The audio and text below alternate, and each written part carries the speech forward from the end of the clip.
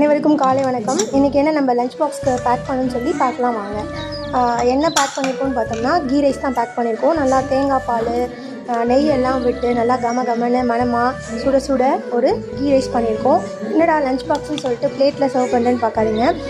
So time ஆகிடுச்சுன்றதுனால lunch box pack பண்ணியாச்சு. அதுக்கப்புறம் தான் இந்த வீடியோ எடுத்தேன். ஸோ பிளேட்டில் சர்வ் பண்ணியிருக்கேன். இதுக்கு என்ன சைட் டிஷ் அப்படின்னு சொல்லி பார்த்தோம்னா அதிக ப்ரோட்டீன் கண்டென்ட் இருக்கிற எக்கு தான்.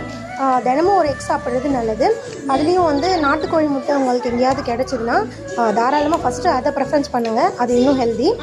நெக்ஸ்ட்டு சைட் டிஷ்க்கு பார்த்தோம்னா க்ரன்ச்சியான ஒரு ஹாட் சிப்ஸ் தான்.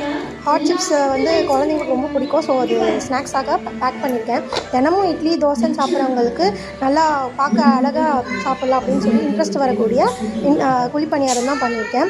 நம்ம ஃபேமிலிக்கு எப்பயுமே நம்ம ஹெல்த்தியாக தான் பண்ணுவோம். ஸோ எனக்கு தெரிஞ்ச ஒரு ஹெல்தி ஃபுட் தான் எனக்கு பண்ணியிருக்கேன். அண்ட் தேங்க்ஸ் ஃபார் வாட்சிங். ப்ளீஸ் சப்ஸ்கிரைப் பண்ணாதவங்க சப்ஸ்கிரைப் பண்ணுங்கள்.